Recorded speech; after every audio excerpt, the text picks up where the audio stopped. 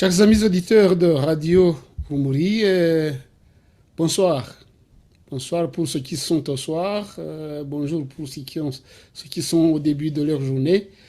Partout où vous êtes dans les quatre coins du monde, nous vous souhaitons des bons moments avec nos émissions de ce soir. Vous êtes avec votre serviteur Aloïse Simpunga. Mais je ne suis pas seul, comme vous pouvez le voir, ceux qui nous regardent en image. Je suis avec l'ambassadeur Naïzimana Jean-Marie Vianney, qui nous fait honneur d'être avec nous encore une fois ce soir. Bonsoir, l'ambassadeur Naïzimana Jean-Marie Vianney. Bonsoir, cher frère Aloïs Simhunga. Bonsoir à tous nos auditeurs et téléspectateurs et téléspectatrices de Radio Rumuri. C'est vrai que depuis 2, 3 semaines, je n'étais pas très disponible, mais là, je reviens pour participer à l'information, pour participer aussi à la lutte, parce qu'il s'agit d'une information de lutte parce que nous sommes sur une radio de la société civile, il est vrai, mais militante quand même, pour les droits de l'homme et pour l'intérêt des peuples de notre région. Vous avez raison, nous sommes une radio engagée qui milite pour les droits de l'homme, qui milite pour le respect des droits, le respect de la loi. Voilà, ce que vous dites, c'est vrai. Merci d'ailleurs pour cette présentation. Comme je le disais, c'est un honneur pour nous donc d'être avec vous ce soir. Comme vous le disiez, ça faisait un bout de temps, mais ça veut dire qu'aujourd'hui, vous allez nous être utile pour un retard d'analyse, de vos analyses que nous avons eues justement tout ce moment-là. J'ai suivi les émissions de loin. Je dois avouer franchement que la radio a fait de très très bonnes émissions ces derniers temps, que ce soit à Kinyarwanda ou autrement, mais vous n'avez pas chômé, je pense. Vous avez beaucoup beaucoup informé le public et introduit d'ailleurs de nouvelles rubriques, j'ai eu l'impression, et ça marche très bien. Ça marche très bien. Merci beaucoup pour ce compliment, mais je vous le rends aussi pour des occupations, des activités auxquelles vous vous êtes consacré, hein. On vous a suivi. Certaines activités ont été diffusées ou rediffusées ici sur Radio Rumuri. Donc, vous aussi, vous n'avez pas chômé et ça fait une réussite dans vos activités. Voilà, donc après cette introduction, je vais vous présenter le numéro, enfin, le, le, le sujet du jour. C'est en fait la situation en RDC, dans les Grands Lacs. Une situation qui nous intéresse, nous, en tant que Rwandais, habitants des Grands Lacs, voisins de la RDC, et très impliqués, hautement impliqués dans les problèmes que subit la RDC, notamment la guerre de l'Est de la RDC.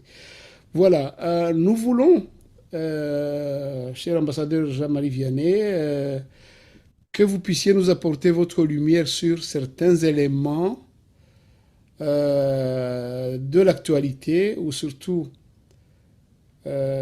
pour cette période que nous allons vivre, ou d'ailleurs dans laquelle nous sommes entrés en RDC, une période un peu euh, inquiétante parce qu'il y a pas mal d'événements, il y a pas mal de défis qui attendent les autorités de la RDC le monde entier est vraiment suspendu aux lèvres de M. Tshisekedi à ses actions parce que parfois il va falloir qu'il prenne des décisions qui seront déterminantes pour son pays et pour notre région. Ambassadeur Ndagijimana Jean-Marie Vianney, le président Tshisekedi actuellement est en campagne aux élections en RDC, campagne euh, bon, qui vient de durer 2 jours, si je ne m'abuse. Euh, mais c'est une campagne avec un fond de guerre à l'Est, un fond euh, d'un pays divisé, parce qu'il y a trois provinces, enfin pas de provinces, trois régions ou trois districts qui ne vont pas voter le mois prochain, le 20 décembre, si je ne m'abuse.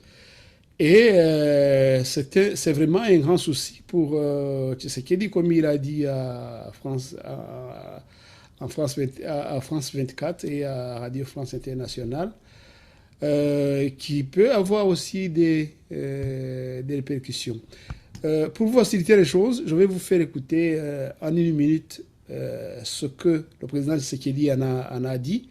Comme ça, vous allez nous analyser et nous décortiquer cette situation qui est quand même assez inquiétante, enfin, euh, qui est un défi pour le président Tshisekedi. Est-ce que cela Voilà, nous y sommes. Est-ce que cela veut dire que le vote ne pourra pas se tenir dans ces deux territoires? Malheureusement. Malheureusement, pour Rutshuru et pour le Massissi, je ne crois pas que ça pourra se faire. Mais qu'à cela ne tienne, nous allons continuer nos efforts pour libérer ces localités, ramener nos compatriotes dans leur localité d'origine et imposer cette paix. Mais en même temps, il y a le processus électoral qu'il faut continuer et amener à son terme. 26 candidats pour la présidentielle sur la ligne de départ. On verra combien seront à l'arrivée. Alors, c'est une élection à un tour. Donc, est-ce que la dispersion des candidatures de l'opposition fait de vous le favori logique de ce scrutin? Bon, je reste serein, modeste. Moi, ce qui se passe à l'opposition n'est pas mon problème. Nous vivons dans un pays où il y a une vitalité démocratique certaine, et tant mieux, j'allais dire, pour la démocratie. Ceux qui le font dans l'opposition, c'est leur problème. Mais vous vous sentez le favori? Bien sûr, sinon je n'aurais pas demandé à rempiler. Je crois que j'ai fait du bon travail. C'est vrai que beaucoup de choses restent encore à faire, mais le Congo revient de loin, ça il faut le reconnaître. Tous ceux qui viennent aujourd'hui, après 5 ans de ma présidence, presque 5 ans, me le disent très clairement, les choses ont vraiment évolué dans le bon sens. Et même les paramètres en international le prouvent. Je fais ici allusion, par exemple, aux agences de notification qui nous ont maintenant attribué la note de triple B, par exemple. Donc c'est pour vous dire que les choses évoluent dans le bon sens. Elles ne demandent qu'à être consolidées. Voilà, ambassadeur Ndagijimana Jean-Marie Vianney, donc il se présente aux élections, mais avec cette épine quand même dans le pied. Il a une épine dans le pied, effectivement, hein, c'est-à-dire la guerre de l'Est.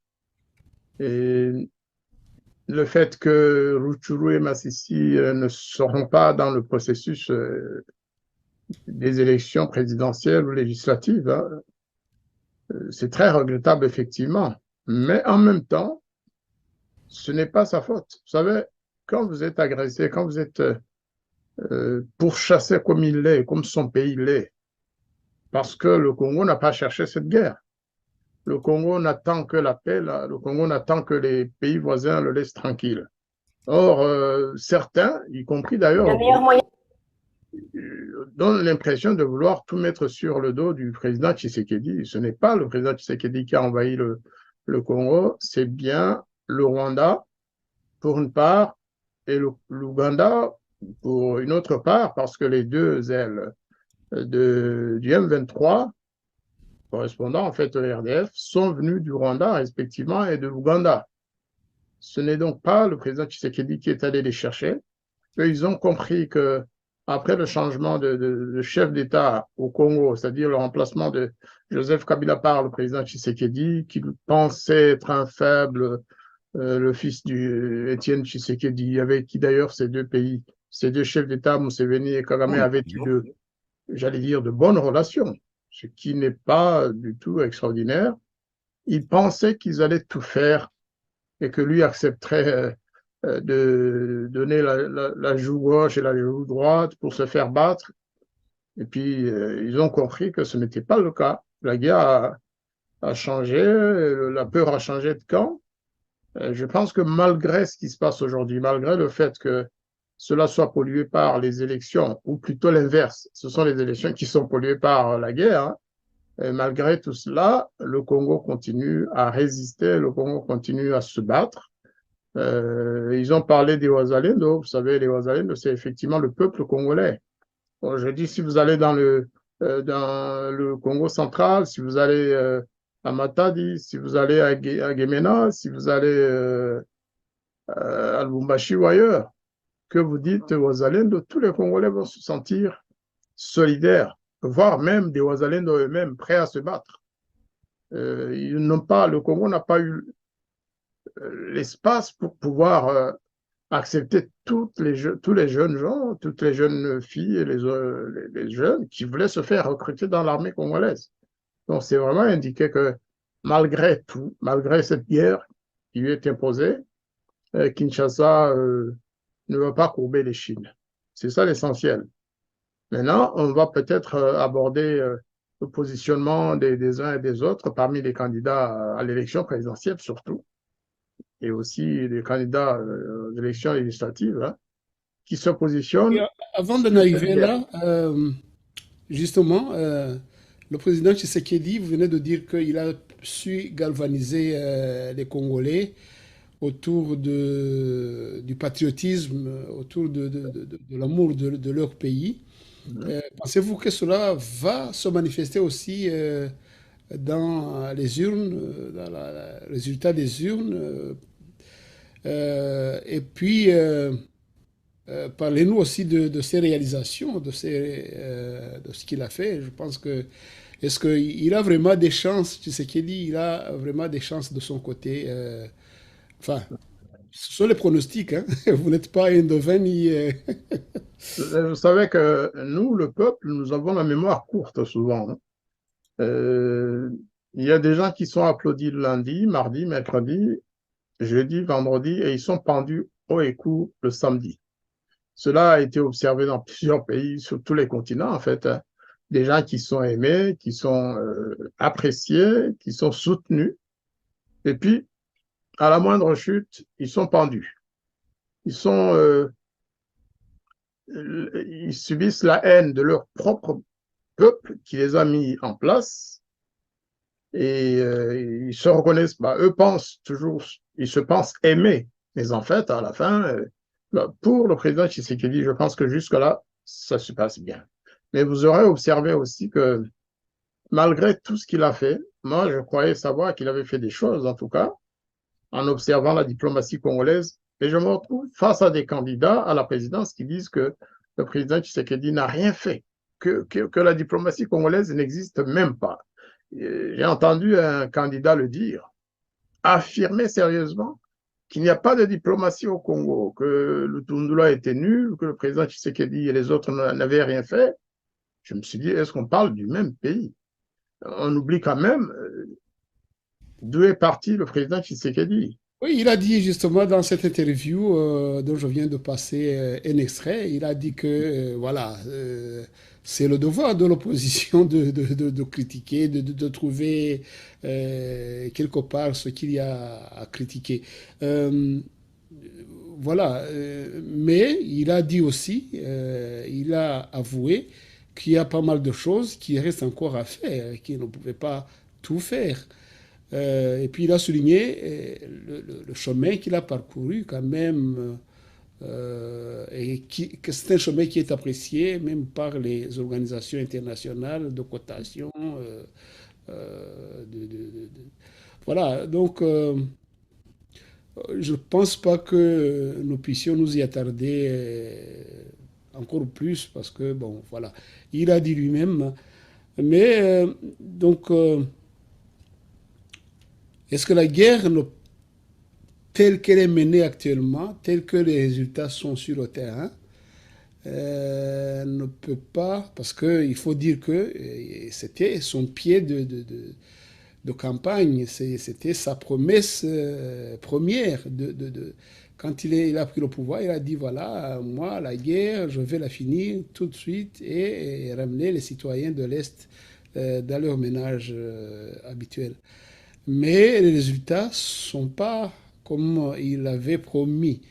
Est-ce que ça ne peut pas nuire à ça, un peu à sa campagne, à ses résultats dans les élections?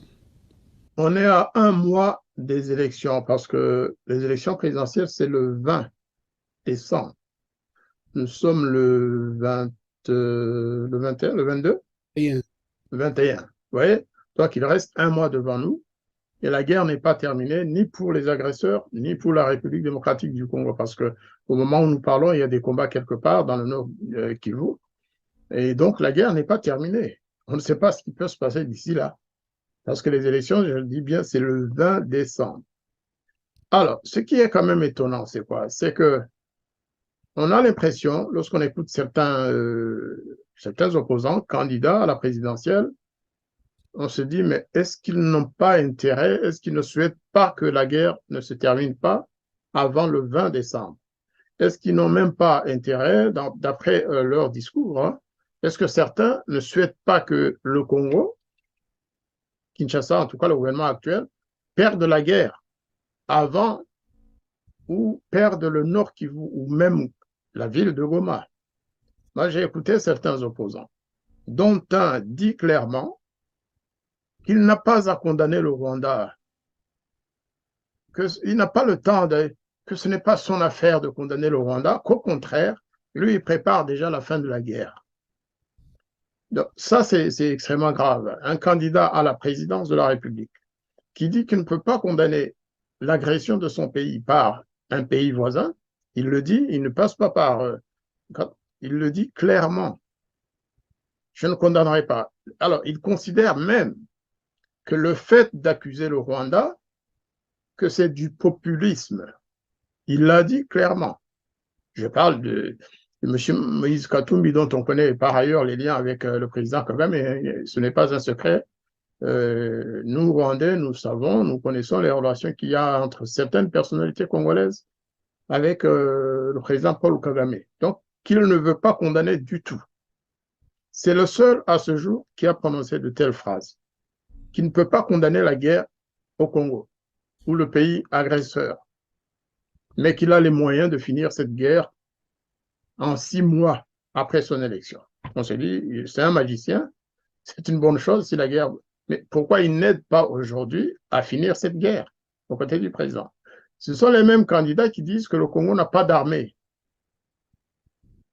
Alors, là aussi, nous nous sommes sans doute trompés aux yeux de ces candidats, mais je pense franchement que c'est de la mauvaise foi. Nous aussi, nous sommes dans l'opposition rwandaise, hein, mais il y a des choses qu'on ne peut pas... On ne va pas dire que l'armée rwandaise n'est pas une armée farouche et meurtrière. Elle fait la guerre, elle tue les gens, elle sait le faire. Mais on ne peut pas aller dire que le Rwanda n'a pas d'armée, même si on n'est pas d'accord avec la politique militaire du Rwanda à l'égard de ses voisins. On ne peut pas affirmer. Et on ne peut pas dire qu'on ne va pas dénoncer les actions de l'armée rwandaise contre les voisins.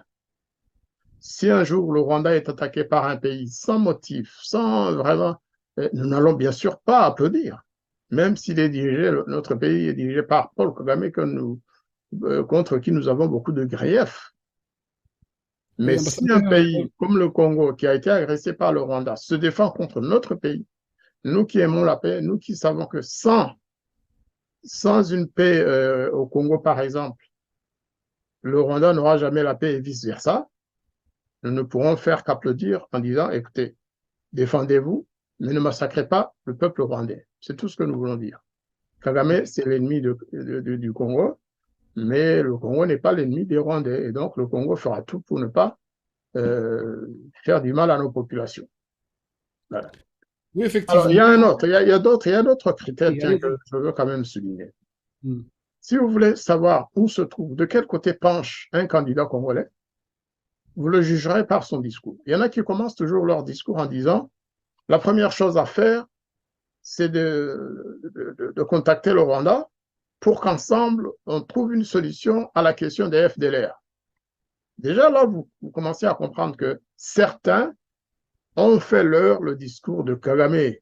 Lorsque Kagame parle du Congo, c'est le premier argument. Et donc, il est étonnant de voir que des patriotes congolais, des potentiels chefs d'État de ce pays, parce qu'ils sont candidats à la présidence, commencent leur discours aussi en disant notre ennemi, c'est les FDLR. J'en ai entendu au moins deux utiliser cet argumentaire. Et je crois que de plus en plus, nous, Rwandais, nous devons les interpeller et même dénoncer leur discours. Parce que ça ne va pas dans l'intérêt de notre peuple. Un Congolais candidat à la présidence qui dit que sa première priorité, c'est d'aller tuer les FDLR, d'aller tuer les réfugiés rwandais, au lieu de penser à chasser le M23 et les autres militaires rwandais qui sont dans le nord Kivu et dans le sud Kivu, il en veut au FDLR. Là, vous comprenez déjà que c'est quelqu'un qui est acquis à Paul Kagame. C'est clair et net. Je le dis aux Rwandais, je le dis aux opposants rwandais, mais je le dis aussi aux Congolais, qu'ils sachent que celui-là, qui privilégie l'argument du FDLR alors que c'est un prétexte de Paul Kagame, qu'on sache que celui-là, il a quelque part un penchant pour les thèses et les théories et les intérêts de Paul Kagame. Voilà, je voulais le dire. Voilà, merci beaucoup, on va déjà Marie Vianney Ndagijimana. C'est vrai, il y a des candidats qui ont bâti leur propagande sur l'opposé des actions de Tshisekedi. Il se bat pour l'intégrité du territoire. Il dit les autres, voilà. Quitte à faire le pacte avec le diable, ils disent que carrément que, enfin, ils adoptent le langage et la propagande de Kigali. Ça, je dirais que ça va se faire ressentir aussi dans les urnes, parce que les Congolais ne sont pas dupes. À un certain moment, à certaines époques, les Congolais pouvaient tomber dans le panneau. Mais je crois que vous êtes d'accord avec moi que les Congolais d'aujourd'hui ne sont plus dupes et qu'ils savent aussi reconnaître un candidat patriote qui va essayer d'unifier le pays et le différencier de quelqu'un d'autre qui, justement, avec un langage divisionniste ou je sais pas. Oui, justement, vous parlez de ce langage-là.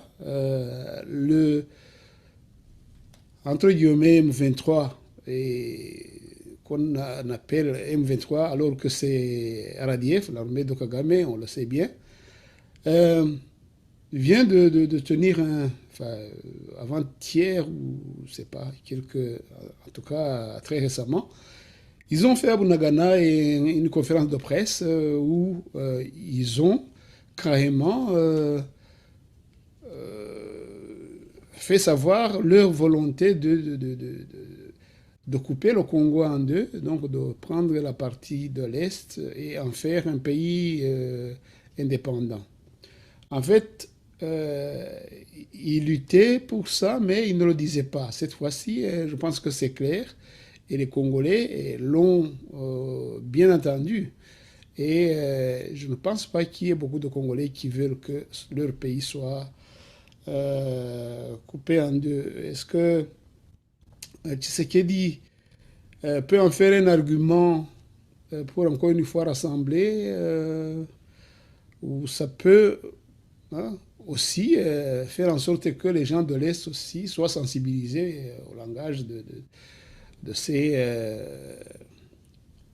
de ces gens de Kagame, parce que tout est possible, surtout qu'il y a des gens qui étaient au départ pour les uns et pour Tshisekedi et l'autre pour... voilà.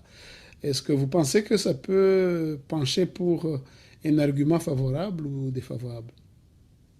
Moi, je pense que l'instrumentalisation de cette affaire-là aussi peut être négative, hein, parce que le président Tshisekedi n'a pas à justifier les volontés, j'allais dire, sécessionnistes ou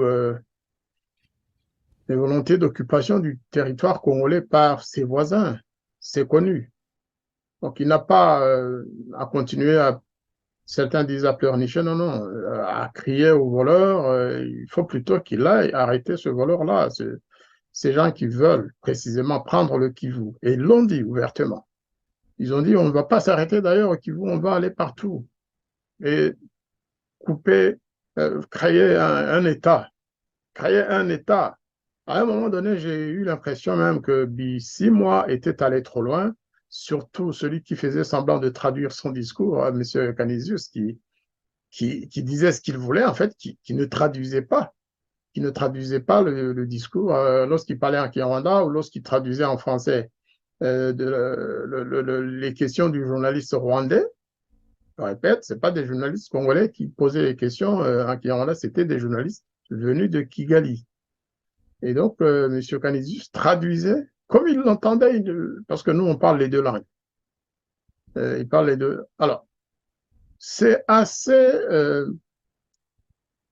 dérangeant d'ailleurs, très dérangeant, de voir des journalistes rwandais qui sont à Bunagana avec les fameux M23 RDF. Et le lendemain ou le même soir, vous entendez les radios rwandaises, les médias rwandais à Kigali, en train de chanter les louanges de M. Bissimo et du M23 et chanter la gloire de ces vaillants, comment on les appelle encore, les lions de la... Les lions de... je ne sais plus. C'est Sarambou. Saramboué. On se dit, mais finalement, toute cette partie est devenue une zone rwandaise. Les Congolais qui ne connaissent pas, qui ne parlent pas le Kinyarwanda auraient intérêt à se faire traduire les discours de ces gens-là. C'est vraiment un territoire occupé par le Rwanda.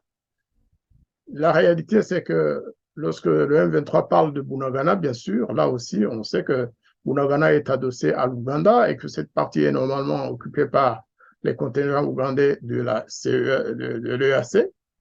C'est des questions à se poser. Comment se fait-il qu'ils tiennent des réunions, ils tiennent des meetings, ils vont, ils viennent à travers Bunagana, croisant les militaires ougandais du contingent EAC? Et comment se fait-il que cela soit possible? En réalité, il s'agit d'une occupation à la fois rwandaise et ougandaise de cette partie du territoire congolais. On doit le dire aussi. Donc, ce qu'il faut souligner ici, c'est l'emprise du Rwanda sur le M23, qui est son, comme on le dit, ce sont des supplétifs de l'armée rwandaise, hein, du Rwanda, tout simplement. Donc, ce qu'ils font, ce qu'ils occupent, c'est le Rwanda qui l'occupe. On ne se trompe pas. Et c'est pourquoi je disais qu'il est vraiment scandaleux d'entendre des candidats à la présidentielle congolaise faire écho pratiquement des positions rwandaises, à la fois pour dire qu'ils ne condamneront jamais l'agression rwandaise et aussi pour dire que les thèses de Kigali sur les FDLR et sur les réfugiés rwandais sont celles-là qui représentent la priorité des priorités pour eux. Les Congolais doivent effectivement comprendre que ces candidats-là servent les intérêts du Rwanda et non pas du Congo. Quant à la réunion justement de Bunagana, c'est une déclaration d'une nouvelle guerre. Lorsqu'une rébellion dit qu'il prendra Goma quand elle le voudra, qu'elle va d'ailleurs faire sécession, qu'elle va constituer, créer un État à part, qu'est-ce qu'il y a de plus grave? Qu'est-ce qu'il y a de plus grave? Ce qui est grave, c'est le comportement et la réaction de certaines personnalités politiques congolaises. Quant à Tshisekedi, moi, je ne pense pas qu'ils doivent vraiment utiliser cela comme argument. Ils doivent tout simplement en faire état et les Congolais jugeront. Et puis, il a des candidats députés aussi de son obédience. Ceux-là doivent jouer le rôle j'allais dire, ils doivent alerter l'opinion congolaise, surtout ceux de l'Est. Alors, ce qui est bien aussi, ce que je considère comme positif, c'est que les Wazalendo ont compris le message du président Tshisekedi. Ils ont compris qu'il les soutient. Ils ont compris qu'ils ne manqueront plus jamais de moyens alors qu'il est là, que l'armée congolaise est là. Et ils ont compris que le peuple congolais les soutient, qu'avec ou sans l'armée congolaise, les Wazalendo seront soutenus par la population congolaise et même par le pouvoir congolais actuel. Maintenant, ceux qui viendront après ne disent rien des Wazalendo. Par contre, on a l'impression que certains veulent et ont même tendance à les mettre dans le même sac que FDLR, que ce sont des rebelles, que ce sont des groupes qui devront être neutralisés. C'est l'impression que j'ai eue notamment hier en écoutant un des candidats. Je ne citerai pas son nom, mais c'est cette impression qu'il a laissée. Pour lui, les Wazalendo sont des rebelles, ce sont des groupes de rebelles qu'il faut aussi neutraliser pour laisser place à l'armée régulière. Il ne dit pas comment faire, mais c'est ce qu'il a insinué.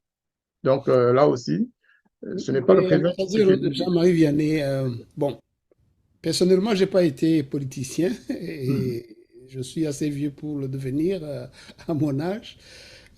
Mais j'ai vu les politiciens de tous bords et personnellement, je pense pas que ça puisse m'étonner outre mesure parce que les politiciens, ils bâtissent leurs lignes de campagne sur n'importe quoi, hein, et quitte à ce que, bon, voilà, ils réussissent ou pas, mais ils veulent se détacher à tout prix du principal candidat. Donc, je ne pense pas que ce soit étonnant vraiment qu'il y ait, bon, des Mais oui, politiques. mais quand il s'agit du sang des populations, il faut réfléchir 1000 fois avant de parler comme ça. Quand il s'agit du sang des Congolais versé par justement les agresseurs de leur pays, quand il s'agit de rebelles dont tout le monde reconnaît qu'ils sont les poupées, plutôt les puppets, j'oublie toujours le mot français, du Rwanda, cela est très grave, hein, c'est très grave. Même au Rwanda, pendant la guerre contre le FPR, on a vu des choses, mais pas jusque-là. Il y a certains opposants, effectivement, qui travaillaient presque ouvertement avec le FPR, alors qu'on était en guerre. Mais beaucoup d'autres, tout en combattant la ligne du président Habyarimana, tout en s'opposant à lui, tout en faisant ceci ou cela, souhaitaient, dans leur intimité, euh, lorsqu'ils s'exprimaient en privé, ils regrettaient quand même cette guerre et ils souhaitaient qu'elle prenne fin. Or, là, en l'occurrence, au Congo, moi, j'ai eu l'impression que certains souhaitaient que la guerre s'éternise. On parle du sang des Congolais, on parle de 12 millions, plus de 12 millions de Congolais morts au cours de toutes les guerres que le Rwanda a provoquées et a menées sur le sol de la République démocratique du Congo. Donc, sincèrement, euh, les opposants raisonnables, les opposants qui montrent qu'ils ont le sens des responsabilités, devraient en tenir compte. Hier, j'ai suivi trois d'entre eux, hein, trois des candidats à la présidence. J'ai suivi une interview de Martin Fayoulou sur Top Congo. J'ai suivi aussi, comment il s'appelle, Diongo ou quelque chose comme ça. J'ai suivi aussi, j'en ai suivi trois. Et effectivement, lorsque vous les écoutez, ils n'ont pas, ce n'est pas la même tonalité qui ressort. Il y en a qui sont plus, j'ai trouvé Fayoulou plus responsable, quand même. Malgré que lui aussi ait parlé des FDLR, mais je l'ai trouvé plus responsable. Il ne va pas cracher sur tout ce qui a été fait, alors qu'il devrait, qu'il pourrait être le plus farouche des opposants, puisqu'il continue à se considérer comme le président élu de 2018, dont les résultats ont été proclamés en faveur de Tshisekedi en janvier 2019. Les autres, euh, les autres vont très, très loin, très, très, très loin, trop loin même, pour parler du président Tshisekedi, dont ils disent qu'il n'a rien fait, que la diplomatie n'existe pas, que l'armée congolaise n'existe pas, que des choses incroyables, des choses incroyables, que le Congo n'a jamais mis de moyens suffisants à la disponibilité de l'armée, comme si avant Tshisekedi, l'armée congolaise avait les moyens. Donc c'est tout ça qui laisse penser quand même que des choses devraient se passer. Et effectivement, si Tshisekedi lui-même ne dénonce pas cela, il a des gens pour le faire. Et surtout, pour le faire aussi, sans devoir insulter les opposants. Parce que certains communicateurs vont trop loin aussi dans l'insulte. Il suffirait, je pense, de démontrer que les tendances de ces opposants ne vont pas dans le sens des intérêts de la nation, sans devoir les insulter. Sans devoir les insulter. Mais bon, chacun son caractère. Les communicateurs, les divers communicateurs favorables à Tshisekedi ont aussi leur façon de présenter les choses, tout comme ses opposants. Tout comme ses opposants. Oui, bon, comme je le disais tout à l'heure, faisons confiance au peuple congolais qui, avec presque 30 ans de souffrance, a acquis quand même une certaine maturité à différencier de ce qui va dans leur intérêt, de ce qui va dans l'intérêt supérieur du pays, et plutôt que la propagande populiste de certains candidats. Je pense que le peuple congolais le leur rendra bien. J'espère Voilà. bien. Euh, je vais faire une petite parenthèse, puisque nous sommes dans le cadre de la diplomatie.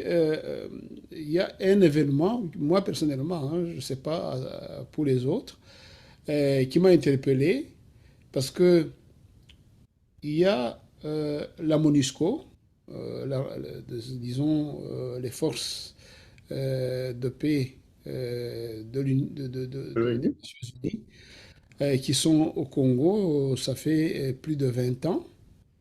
Ça fait plus de 15 ans, ils ont eu la modification comme ils appellent là aux Nations Unies, de Chapter 7, dans le chapitre 7, qui leur donne le droit d'utiliser leurs armes en cas de force majeure. Et ils se sont assis pendant plus de 2 ans avec cette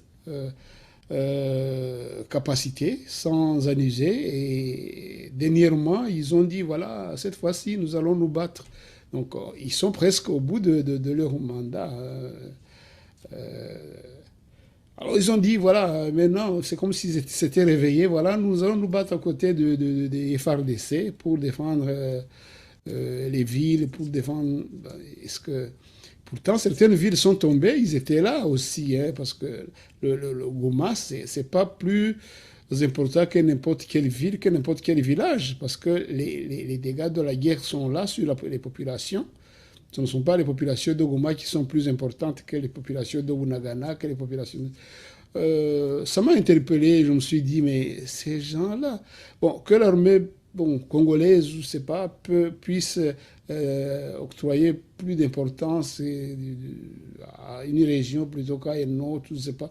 Mais eux, par contre, ils ne le font pas, par exemple. Mais quand j'ai vu que les Nations Unies se sont dit, voilà, nous allons défendre Goma, nous allons défendre Sake, est-ce que, comme en tout cas, diplomate de carrière, je crois que ça vous a quand même vous êtes posé quand même pas mal de questions, parce que moi personnellement, j'ai trouvé ça, c'est pas normal. Un peu louche. Vous savez, nous connaissons les Nations Unies dans leurs interventions chez nous, au Congo. On en a connu dans les années 60. Hein. Je me rappelle que quand j'étais enfant, enfin enfant, lorsque j'avais 11 ans, chez nous, il y avait une chanson qui disait Regardez le Congo, regardez Bukavu. N'y avait-il pas des troupes de l'ONU? Pourtant, ils n'ont rien réussi à faire du tout. C'était une chanson populaire. L'Amburama Asso, Urebi Bukavu, Yachi Sese, Lonidahari.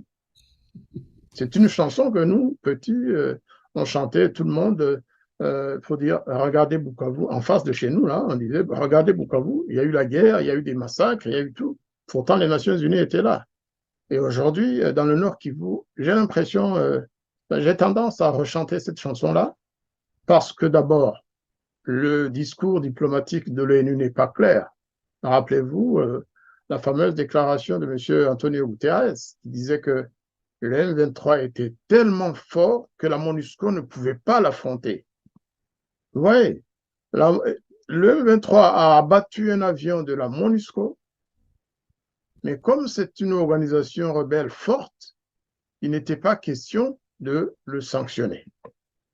Et puis effectivement, comme vous dites, comme ça, tout d'un coup, il y a un intérêt qui grandit parce qu'on on parle de Goma, parce qu'on parle de ça, qu'est-ce qui fait que au moment où le Congo et où les populations congolaises du Nord, Kivu surtout, demandent que la MONUSCO se retire de leur pays, au moment effectivement où il est question que le principe de retrait a été accepté, au moment où il y a toujours le M23 qui n'a cessé d'augmenter ses effectifs par l'apport de contingents venus du Rwanda directement, de RDF, et c'est en ce moment-là que la MONUSCO, qui se disait faible, qui n'a pas les moyens de faire face au M23, va supplier l'armée congolaise, parce que ce n'est pas le Congo qui a demandé ça, on m'a dit. C'est la MONUSCO qui propose de se battre ensemble contre le M23.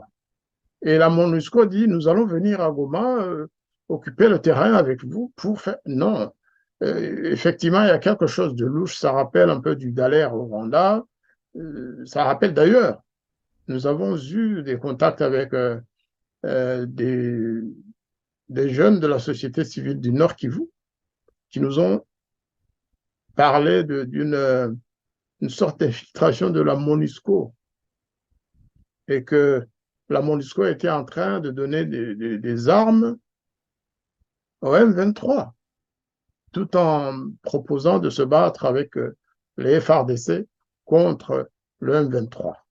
Donc, moi, je n'accuse pas la MONUSCO de vouloir faire un coup au Congo ou faire tomber Goma, mais tout simplement, je demanderais aux concernés, aux premiers concernés, aux militaires de l'armée congolaise, d'être très vigilants. D'ailleurs, vous avez remarqué lorsque le général indien, ou plutôt, non, vénézuélien, un général de la MONUSCO, lorsqu'il a présenté la chose devant des journalistes dans une conférence de presse à côté du général porte-parole de l'armée congolaise, eh bien, il n'a pas un seul instant, il n'a pas prononcé le mot M23 ou armée rwandaise. Il disait les groupes rebelles illégaux. C'est comme ça que le porte-parole congolais de l'armée congolaise il s'est senti obligé, j'ai vu son regard, on commence à le connaître, comment il s'exprime. Il lui a dit, mais vous savez, en général, que ces gens-là, c'est le M23 hein, et l'armée rwandaise. Hein. Vous connaissez nos ennemis. Mais le général de la MONUSCO ne voulait pas du tout citer le mouvement, plutôt les rebelles à combattre. Alors, si vous ne savez pas qui vous devez combattre aux côtés de l'armée congolaise, qu'est-ce que vous avez comme mission? Pourquoi vous ne voulez pas citer nommément le M23 alors que Antonio Guterres avait cité ce mouvement pour dire qu'ils étaient très forts et qu'ils étaient mieux armés, qu'ils étaient mieux entraînés que la MONUSCO. Donc, c'est tout ça qui crée l'ambiguïté. Je pense que ce général de la MONUSCO, il a vraiment prêté le flanc à la soupçon, plutôt au soupçon, on l'a soupçonné pas trop facilement, mais de façon réaliste. Il avait des choses à cacher. Il avait des choses à cacher. Il n'a pas dit toute la vérité. Et donc, pour certains Congolais, il n'est pas question que la MONUSCO vienne se battre contre le M23. Les Congolais se suffisent. Les Wazalendo sont là. En plus, on a l'impression que la MONUSCO considère les Wazalendo comme des hommes à abattre qui ne sont pas légitimes. Donc, c'est ce qui fait penser que dans cette nouvelle stratégie de vouloir aider l'armée congolaise, est-ce que l'arrière-pensée n'est pas d'aller combattre les Wazalendo pour aider le Rwanda et le M23 à progresser plus facilement. C'est des choses louches. Nous ne sommes pas... Vous me rassurez, ambassadeur Jean-Marie Vianney d'Aguimana, vous me rassurez. Moi, quand j'ai vu ça, je me suis dit, mais bon, peut-être que je suis ignorant en matière de diplomatie, en matière de... Je me suis dit, pauvre Tshisekedi, est-ce que il est aidé par qui? Il n'est pas aidé par qui? Il est combattu par qui? Il n'est pas combattu par qui? Dans sa propre armée, il y a aussi des gens pro-Kigali. Je me suis dit, mais ce type, il nage vraiment à nos troubles. Que Dieu le vienne en aide. Parce que... Ça, c'est un autre aspect peut-être que nous, Rwandais, nous devons aborder sans du tout trembloter, hein, parce que à Kinshasa, dans les médias de la diaspora, y compris ceux qui sont proches du président Tshisekedi, rappelez-vous, il y a une semaine ou deux, certains avaient annoncé l'arrestation du général Chirimwami. J'en ai même entendu un grand communicateur de Kinshasa, connu, très connu, se féliciter de cela, dire « Ah, enfin, il a été arrêté. Il faut qu'il soit pendu pour sa trahison. » Je l'ai entendu en lingala français. Le lendemain, j'ai vu le général Chirimwami à Goma à faire son travail. Alors, pour finir, il y a un problème, il y a un souci. Il y a un souci de... on distribue facilement, on laisse passer facilement des rumeurs perfides. Et je pense que certains journalistes, certains communicateurs autodésignés vont trop loin aussi. Vont trop loin et peuvent créer justement des problèmes à celui qui sont ou qui disent soutenir le président Tshisekedi. Lorsque vous annoncez que tous les généraux qui sont à Goma sont des traîtres, quand vous annoncez que tous les généraux de l'Ituri sont des traîtres, que tout, mais attendez, finalement, qui n'est pas traître, ça c'est quelque chose que le gouvernement congolais doit corriger. Et le parti pour lequel il travaille devrait les ramener à plus de sagesse, à plus de raison, en fait. On ne peut pas condamner quelqu'un. Lorsque la rumeur publique commence à condamner les gens, je me rappelle en 1992, je pense, quelque temps avant le changement de gouvernement, vers l'extension du gouvernement à l'opposition, lorsque, en avril, je pense, en avril 92, avant l'entrée au gouvernement de M. Senghirem et les autres partis d'opposition, le MDR et les autres partis d'opposition, je me rappelle d'un article qui avait été publié par un journal local et qui donnait la liste des ministres et d'autres personnalités, dont le secrétaire général du MRND, qui devait être dégagé. Dégagé du gouvernement, dégagé du parti du président Habyarimana. Il y en avait au moins 5. Si je me rappelle bien, il y avait le secrétaire général du MRND, Bonaventure Habyarimana, c'est ça, hein? Oui, c'est ça. Il y avait Théoneste, le ministre de la Justice de l'époque. Il y avait Mugemana, le ministre de l'Intérieur. Il y avait qui encore? Il y avait voilà, il y avait Javier Kare-François. Tous ces gens-là étaient désignés par un journaliste. Et il insistait, Monsieur le Président, si vous lisez cet article, sachez que nous vous entendons, vous devez absolument les faire déguerpir. Ce qui est bizarre, c'est qu'effectivement, ils ont été limogés pour certains, ils ne sont pas revenus aux affaires. Comme si un journaliste devait décider des choses à faire par le pouvoir. C'est très, très dangereux. Parce que vous créez une opposition en interne et les Congolais doivent lire, suivre les chaînes YouTube et tout, mais avec beaucoup, beaucoup de prudence, avec des baguettes. Il y a ces communicateurs, comme vous le dites, c'est vrai qu'ils sont inquiétants, Ah oui. mais plus inquiétant encore, moi, je trouve ces gens qui pourraient être dans ceux qui exercent, ceux qui prennent des décisions, ceux qui seraient près du président Tshisekedi, et qui ne serait pas vraiment de son côté. Ça, c'est vraiment inquiétant. Au Rwanda, il y en a eu des militaires comme des politiciens, vous l'avez dit, mais avec ce qu'il dit aussi, il se pourrait qu'il y en ait et qu'il lui fasse prendre, par exemple, des mauvaises décisions ou des mauvaises directions dans sa politique, ou qui prennent des décisions à sa place. En tout cas, ceux-là qui sont dans les coulisses, ils ne sont pas moins inquiétants que les communicateurs, je pense. Ils sont plus inquiétants, effectivement. Vous savez, euh, je ne dis pas que les situations sont similaires, hein, ce qui se passait au Rwanda entre 90 et 94 et avec ce qui se passe au Congo aujourd'hui.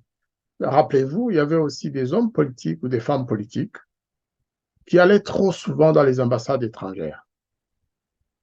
Et on sait ce qui se passe lorsqu'un ministre rwandais ou un chef d'opposition du Rwanda va à l'ambassade américaine toutes les semaines, à l'ambassade belge, à l'ambassade de France. On sait ce qui se passe là-bas. À Kinshasa, il paraît que c'est le même mouvement, c'est des va-et-vient auprès de certaines ambassades. Nous savons, nous, Rwandais, que certains politiciens congolais sont aussi souvent contactés par le Rwanda. Nous le savons, nous connaissons quelques noms qui travaillent pour le Rwanda de façon presque avouée, de façon visible. Euh, on le savait lorsque l'ambassadeur Vincent Kareg était encore à Kinshasa, on les connaissait, mais ils n'ont pas cessé, c'est ça le problème. Lorsqu'ils vont à l'étranger, ils contactent les ambassades rwandaises. Cela est connu auprès du président Tshisekedi, il y en a, sans doute. Mais les services congolais, jusque-là, surveillent tout ça et essayent d'éviter le pire. Mais effectivement, vous savez, quand vous êtes président de la République, vous devez vous attendre à tout. Hein. Des trahisons, vous en aurez. Hein. Maintenant, jusqu'où le président Tshisekedi lui-même peut aller jusqu'au bout être assez sévère pour écarter ce genre de personnages qui sont peut-être aussi voilà, qui lui sont utiles par ailleurs. Mais il y en a. Il y en a. Il y a sa patience quand même qui est vraiment louable pour un chef d'État, pour un homme politique, je trouve. Mais jusqu'au ça doit aller jusqu'où. D'ailleurs, il a dit aussi dans une... J'ai pris un autre extrait de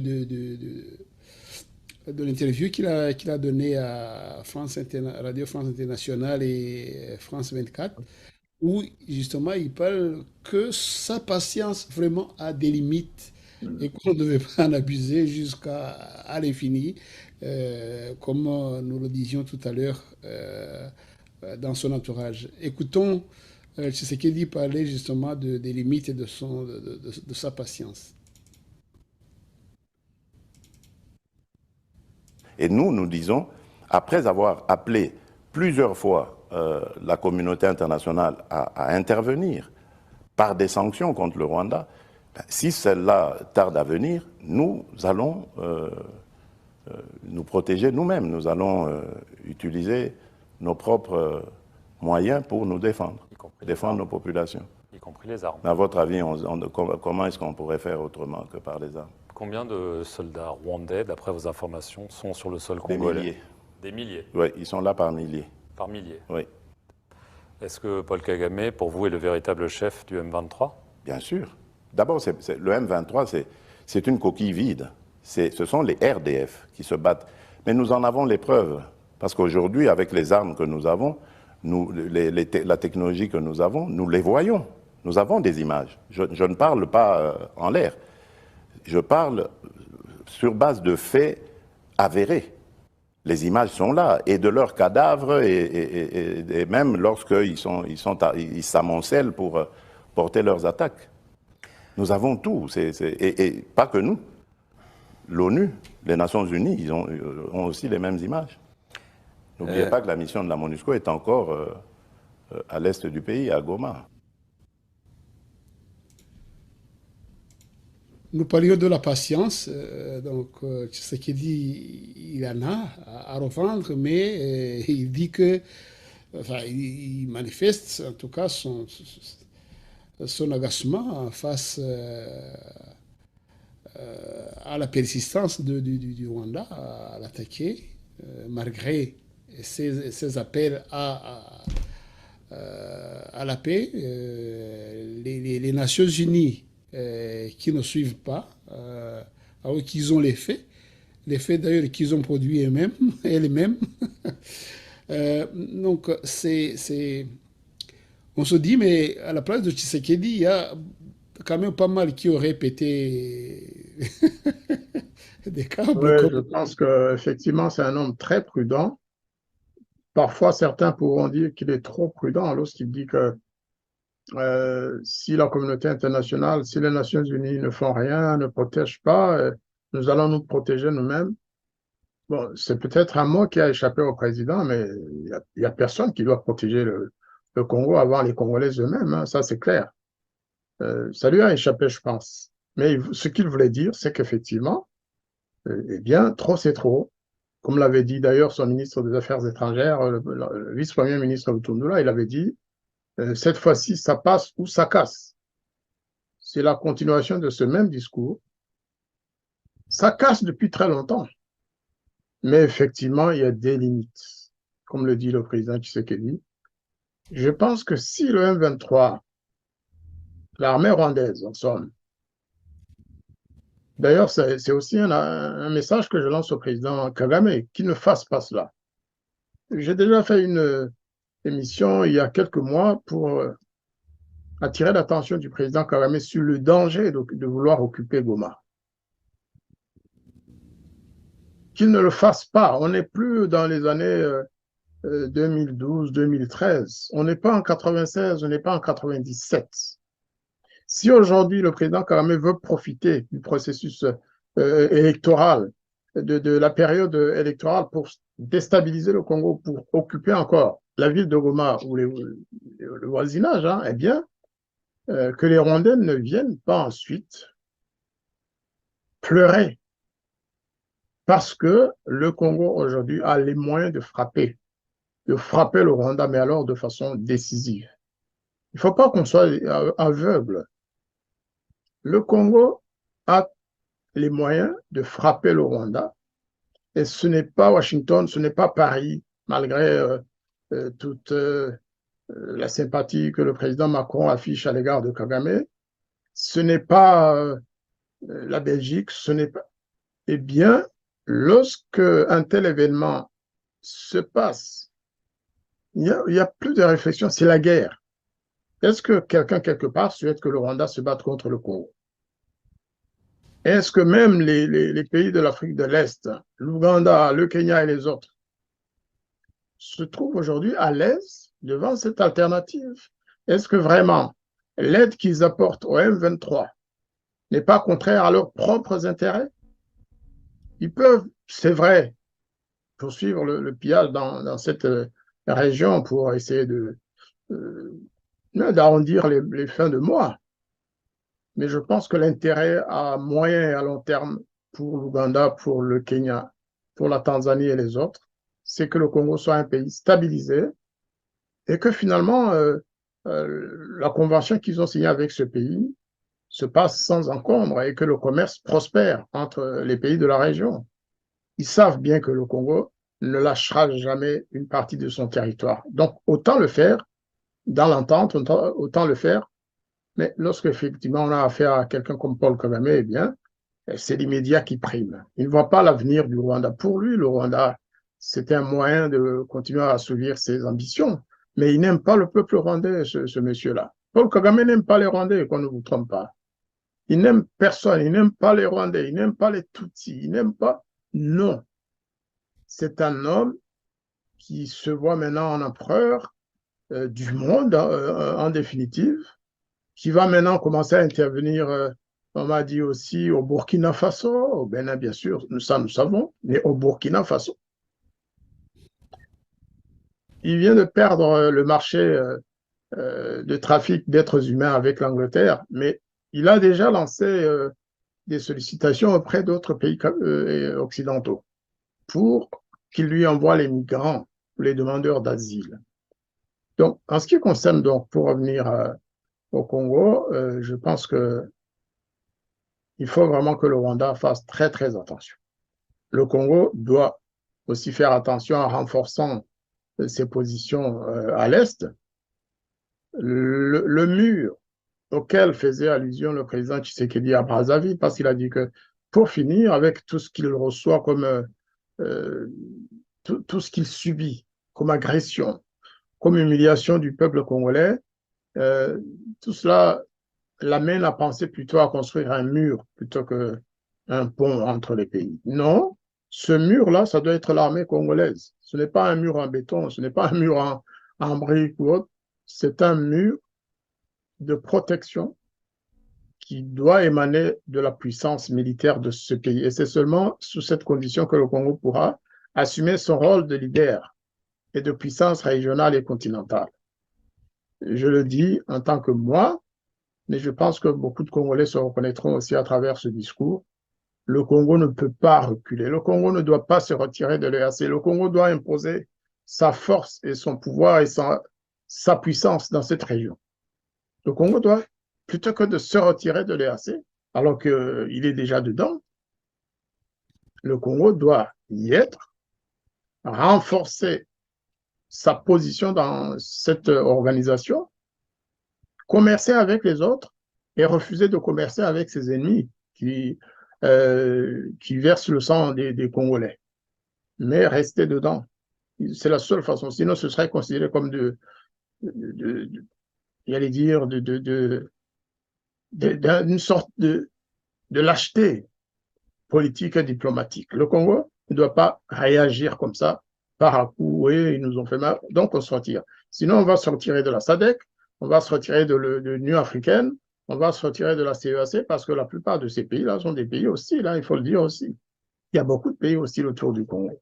Donc, ce n'est pas par un retrait comme ça subi que le Congo arrange ses problèmes.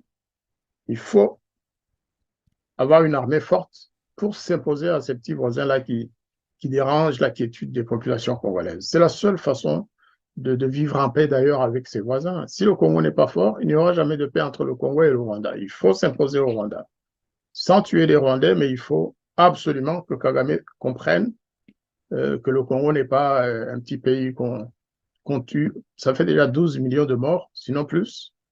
Ça devrait suffire comme ça. Voilà ce que je voulais dire. Vous orientez votre conversation justement à la prochaine question que j'allais vous poser. Bon, l'heure file très rapidement. Nous allons entrer presque dans l'heure de l'émission et je voudrais que l'émission soit aussi courte que possible.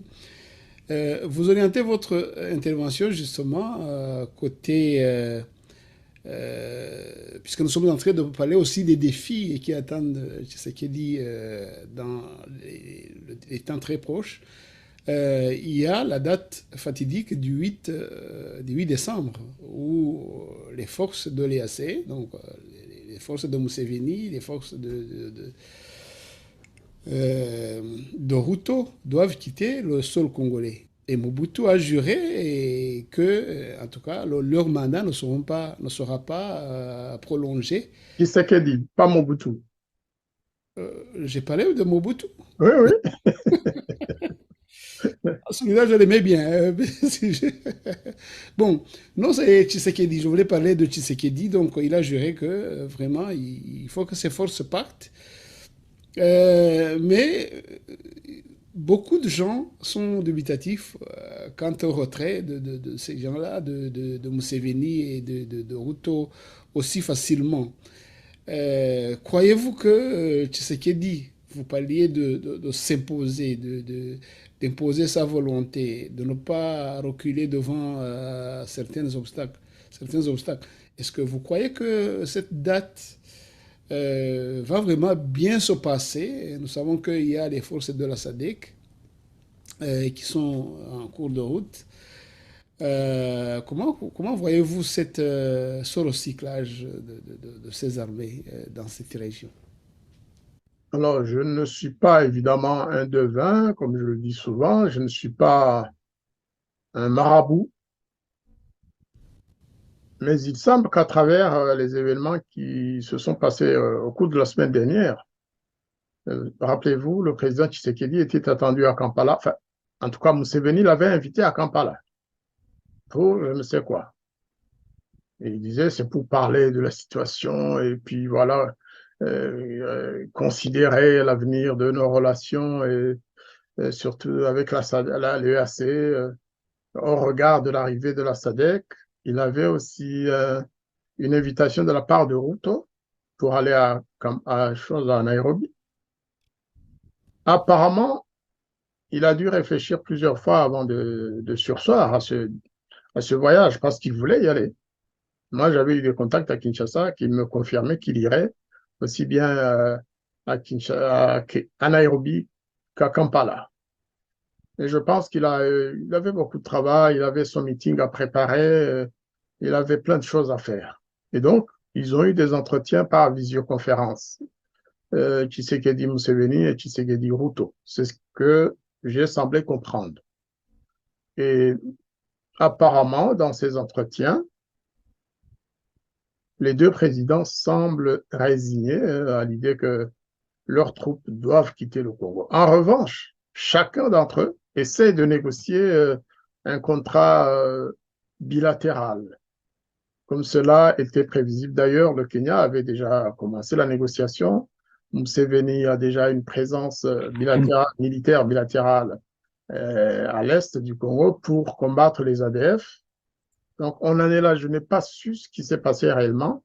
Et il semble qu'il y a eu d'abord la prudence de Tshisekedi, qui se disait est-ce que je ne risque pas de subir le sort du président Habyarimana et Ntaryamira? Certains avaient commencé à dire, vous savez, aujourd'hui, il y a un terme qu'on utilise dans certains médias rwandais, en Kinyarwanda, Habyarimana, Habyarimane, quoi. C'est-à-dire être tué comme le président Habyarimana au cours d'un attentat comme celui-là. Et donc, tout le monde a compris qu'effectivement, on ne voyage pas, on ne se déplace pas, surtout en ces moments assez tragiques, surtout à la veille d'élections présidentielles, comme le président Habyarimana était aussi à la veille de la mise en place d'un nouveau gouvernement de transition. Eh bien, il vaut mieux rester chez soi, négocier autrement, parler avec les autres chefs d'État, mais sans nécessairement se déplacer. Eh bien, apparemment, l'EAC va partir. Les contingents EAC vont partir. Apparemment, c'est ce qu'on espère et c'est ce qui se dit. Et l'arrivée de la SADC suivra. Ou la veille ou le lendemain, en tout cas, concomitamment, la SADC va arriver. Pour faire quoi? Apparemment, la SADC n'est pas aussi une force de combat. Apparemment, ce n'est pas pour une offensive, ce n'est pas pour mettre en place une force offensive. Mais c'est quand même mieux que l'EAC. C'est quand même mieux que l'EAC. Même la Tanzanie y croit, contrairement à ce que certains Congolais disent. La Tanzanie n'est pas contre Kinshasa, la Tanzanie n'est pas contre Tshisekedi. Non, non, pas du tout. Sinon, ça se saurait. Sinon, ça se saurait. Vous savez qu'il y a 3 semaines, à Kigali, je pense que c'est sorti de la bouche de Kabarebe et de certains officiels rwandais qui prétendaient que le Bouha faisait partie du Rwanda à l'époque. Ça, c'est une provocation que les Tanzaniens entendent, ne supportent pas, même s'ils ne disent pas, ils n'en parlent pas beaucoup. Tous les Tanzaniens, les responsables tanzaniens, les Chama Chama Pinduzi, de Nyerere, à tous ceux qui sont passés, en passant par Kikwete et maintenant Madame, eh bien, ils connaissent les Rwandais et le Rwanda. Ils connaissent Kagame. Lorsque Kagame commence à parler du caractère Tutsi des Baha, c'est qu'il y a quelque part une mauvaise intention. Qu'est-ce que les Baha, qui sont au sud du Burundi, d'ailleurs au sud-est, en Tanzanie précisément, non, mais loin, le Bouha n'est pas voisin du Rwanda. Mais pourquoi à Kigali, on commence à considérer que cette région devrait appartenir au Rwanda? Donc la Tanzanie n'est pas contre le Congo, pas du tout. Économiquement, commercialement, la Tanzanie souhaite un rapprochement avec Kinshasa. Les autres pays, bien sûr, l'Afrique du Sud, le Malawi, la Namibie, ceux qui enverront des troupes, en tout cas, ne sont pas nécessairement contre le Congo. Non, pas du tout. On verra. On verra ce qui va se passer. La seule différence, c'est que Mme Suluhu a précisé que très probablement, il n'enverrait pas d'autres contingents parce que ceux qui sont à la MONUSCO suffisent. Et en prévision du départ de la MONUSCO, ça veut dire que les Tanzaniens qui sont au sein de la MONUSCO pourraient se reporter sur l'opération SADC. Et c'est tant mieux. Comme les Burundais, ces derniers temps, le Burundi a été fort attaqué, fort insulté, fort. D'ailleurs, aujourd'hui à Kigali, on dit que le Burundi est un pays ennemi. C'est le terme qu'on utilise dans les déclarations de certains officiels. Eh bien, le Burundi a dit si l'EAC ne veut pas nous soutenir, alors que nous sommes un contingent faisant partie de l'EAC, eh on peut aider le Congo autrement. Après tout, nous avons un contrat de coopération militaire entre Kinshasa et Bujumbura. Je pense que c'est ce qui se passe aujourd'hui et c'est tant mieux. Voilà. Oui, de toute façon, vous le dites bien. Je crois que le monde entier commence un peu à se rendre compte de cette sorte de crise d'identité du Rwanda où on cherche à s'identifier à d'autres gens, à d'autres. C'est un rêve fou qui justement qui est la manifestation de cette crise d'identité ou de cette soif ils ne savent pas à quelle limite ils doivent se contenir. Je pense que enfin, le monde entier commence quand même à le comprendre. Et puis il y a les statuts de l'Union africaine. Ils sont là, ils sont très explicites à ce propos. Je pense que Kagame, je vous ai entendu tout à l'heure lui donner quelques conseils. Je pense qu'il devait quand même essayer de se réveiller, de se pincer un peu pour se réveiller et de se dire, voilà, le Rwanda, je l'ai eu comme ça, je dois le garder comme ça, parce que ses intentions expansionnistes, ça ne peut pas marcher, ça ne marchera pas. Le seul résultat que ça va avoir, c'est de faire massacrer les Rwandais, comme c'est en cours actuellement. D'ailleurs, c'est à cet égard que je lui envoie un message pour attirer son attention sur les nouvelles responsabilités qu'il est en train de porter, à poursuivre, en fait, de toute façon, son opération de mise en danger du peuple rwandais. Parce que ça ne fait que continuer d'ailleurs.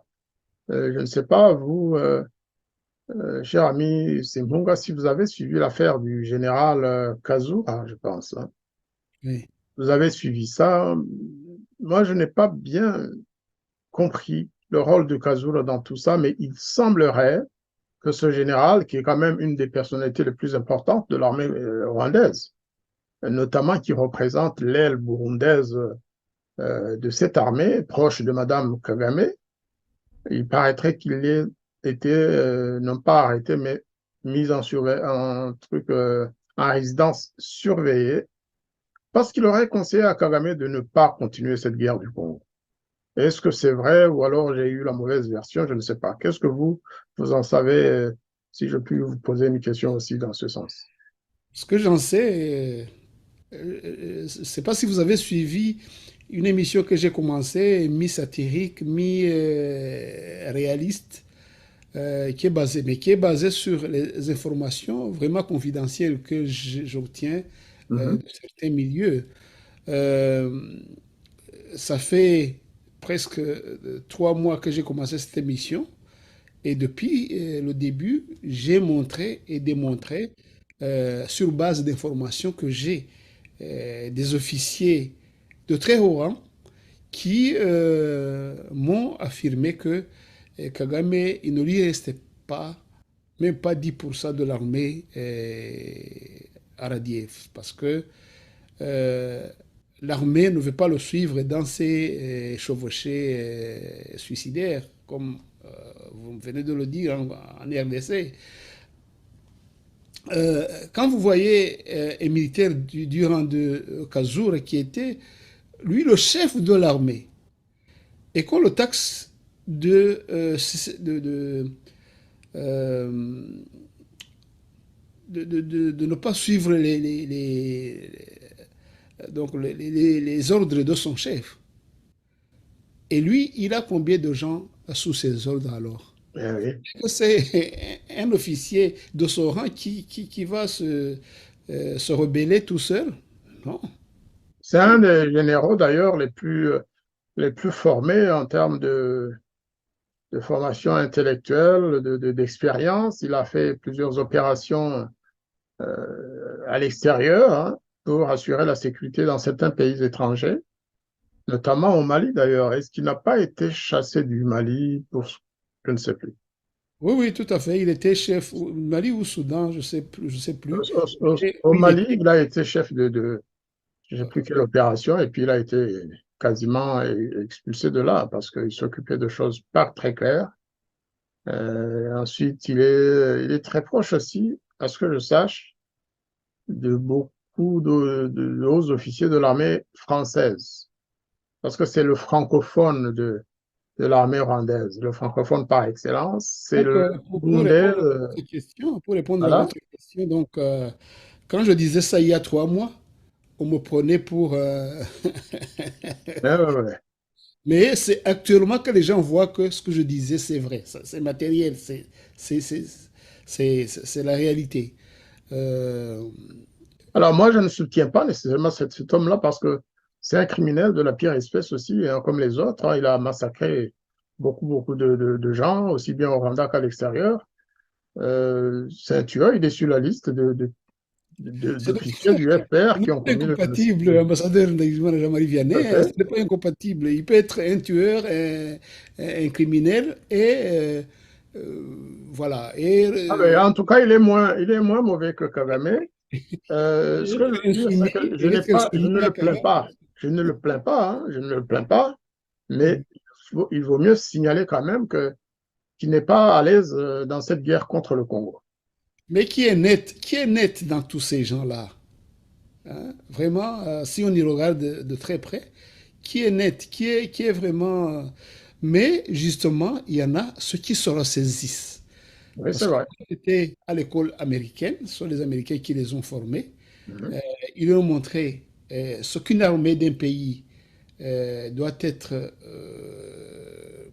donc les qualités, les caractéristiques d'une armée d'un pays, ce que ça doit être. Et il commence à se poser des questions justement par rapport aux décisions de Paul Kagame qui, lui, travaille comme un pire qu'un rebelle de la forêt, du maquis. Voilà, donc Et c'est là. surtout, c'est vrai qu'ils sont contre quand même, mais aussi, ils subissent les pressions de, de leur communauté. Parce qu'au Congo, dans cette guerre contre le Congo, avec le M23 contre le Congo, eh bien, il y a beaucoup de morts. Il y a beaucoup de morts depuis que le Congo, d'ailleurs, a acquis des moyens que le Rwanda n'a pas. Des avions de combat, des hélicoptères, des drones offensifs. Eh bien, certains hauts officiers rwandais ont compris qu'on ne pouvait plus aller s'amuser avec les Congolais. Des cadavres, des centaines d'officiers, de sous-officiers et autres de l'armée rwandaise rentrent tous les jours. Il paraît que l'hôpital de Kanombe est plein de gens blessés et il n'y a plus de place dans le cimetière de l'armée. De toute façon, aujourd'hui, on n'a même pas, c'est-à-dire les citoyens rwandais qui ont des enfants à la guerre, hein, ils n'ont pas le droit, ils n'ont plus le droit de parler de la mort de leurs enfants, sauf quelques officiers connus qui rentrent, évidemment, qui reçoivent les honneurs. Mais le reste, les jeunes Rwandais qui meurent en RDC, par centaines, par milliers, eh bien, c'est ça qui pose problème aux officiers comme Kazura et autres. Parce qu'ils subissent les pressions des parents de ces enfants-là qui disent, mais attendez, on vous a aidé pendant la guerre pour conquérir le Rwanda. Ensuite, vous êtes allé au Congo. Vous avez ramené ceci ou cela, oui, on le sait. Vous avez construit des immeubles, nous le savons aussi. Mais nous, ce sont nos enfants qui meurent. Vous avez vos enfants au Canada, aux États-Unis, en France et ailleurs. Et nous, nos enfants meurent au Congo pour des raisons et pour des intérêts qui ne sont pas les nôtres. C'est ça la pression actuelle. Et je crois que ceux des officiers rwandais, même si ce sont des criminels par ailleurs, hein, on veut bien qu'on peut avoir assassiné des populations entières, on peut avoir assassiné des centaines de milliers de Hutus réfugiés en RDC, mais à un moment donné, lorsque on voit quand même qu'on a dépassé toutes les bornes, on peut revenir à la raison et faire pression sur Kagame ou, si possible d'ailleurs, mettre fin à son règne parce que tant que Kagame sera là, tant que Kagame continuera de diriger le Rwanda, je pense que ni le Rwanda ni le Congo n'auront la paix. Ni l'un ni l'autre n'aura la paix. Ça, c'est clair et net. Oui, je vous réserve un scoop, vraiment une bombe, parce que mes sources de l'armée, justement, comme je viens de vous le dire, et ils m'ont donné l'état actualisé des méfaits de cette guerre. C'est vraiment, bon, évidemment, je dois demander l'autorisation d'annoncer ceci ou cela. Mais c'est vraiment la catastrophe. J'attends d'ailleurs d'autres informations dont j'ai les bribes du récent, de la récente réunion des hauts gradés de l'armée que Kagame vient de diriger dans le pays. Et le pauvre Kagame, je, je me permets de compatir, le pauvre Kagame, il a regretté de les avoir convoqués parce que ce qu'il a eu là-bas, ça ne l'a pas rassuré non plus. Il croyait qu'il allait leur faire peur, mais il est reparti vraiment très très malheureux. Je dois avoir de confirmation et puis savoir en quoi je dois informer le public, mais c'est une guerre qui est vraiment catastrophique. Si cette guerre dure un mois, le Rwanda sera à genoux.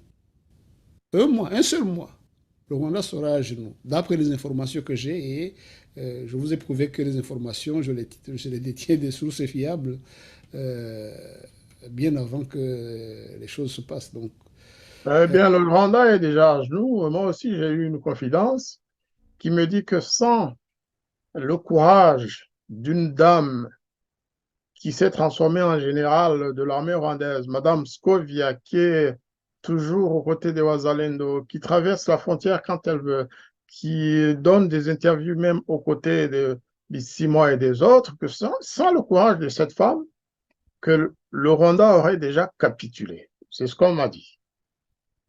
À vous de me le confirmer si vous avez un c'est scoop. possible. Ça, je n'ai pas l'information là-dessus. Oui, mais apparemment, cette femme a gagné des galons. Elle est vraiment très, très... Bon, maintenant, hier, j'ai entendu aussi des journalistes rwandais qui la critiquaient, qui disent, attendez, c'est pas possible. Comment une journaliste rwandaise se retrouve à Bunagana ou ailleurs, dans la zone du M23, en train de parler, de fraterniser avec les journalistes du M23, avec le président du M23, avec les porte-parole du M23, comme si elle était devenue membre et partie prenante à la guerre. C'est des journalistes qui sont au Rwanda qui dénonçaient cela. Effectivement, voilà ce qui se passe. Donc le Rwanda s'est transporté à Bunagana et sur les autres sites occupés par le M23 et RDF. Les journalistes rwandais vivent là, travaillent avec le M23 ouvertement, ouvertement. Donc, comme si le président Kagame ne contrôlait plus rien, effectivement, ou alors c'est lui qui soutient ce genre d'aventure. Voilà, ça peut être. Mais je suis resté sur ma faim, vous n'avez pas donné le. Il donne l'impression d'avoir les choses à main, Tout à fait. et en interne, il ne contrôle pas grand-chose. Ouais, ouais. Il y a, et puis il y a la pression extérieure, hein, la pression internationale aussi qui lui est dessus. Et donc, il ne sait pas à quel sens se vouer. Et puis, financièrement, économiquement, ce n'est pas quelqu'un qui est à mesure de soutenir une guerre actuellement sans le soutien parce qu'il n'a plus pratiquement de soutien. Donc, Et surtout, en fait, le gouvernement rwandais n'a plus d'arguments. Aujourd'hui, lorsqu'ils parlent de la RDC, ils réduisent tout aux Wazalendo, qu'ils traitent de tous les noms. Ils disent que les Wazalendo sont des bandits, que ce sont des civils qui sont manipulés par le gouvernement congolais, comme si les Wazalendo n'avaient pas le droit de protéger leur territoire, leur village. C'est comme ça qu'on les présente en fait. Et lorsqu'ils parlent aujourd'hui des Wazalendo, ils disent les Wazalendo et les FDLR, comme si le Congo était dirigé par les Wazalendo et les FDLR. Ça aussi, les Congolais doivent le savoir. S'ils utilisent cet argument de Wazalendo FDLR pour critiquer le président Tshisekedi, ça veut dire quelque chose. C'est un argument trop facile pour. et justement, diplomatiquement, ambassadeur Ndagijimana Jean-Marie Vianney, diplomatiquement, le Rwanda est à son plus bas niveau. Et Oui, tout à fait. si pas vraiment le niveau zéro, euh, Kagame, il n'a plus d'aura comme il avait dans le temps. Et donc, il a ça, il a son mal-être qui vient de, de- de la communauté qui l'entoure, internationale qui l'entoure. Il a ce mal-être en interne qui ne lui permet pas dans le temps, au moins, quand il avait des coups, quand il recevait des coups, il venait se défouler sur ses militaires.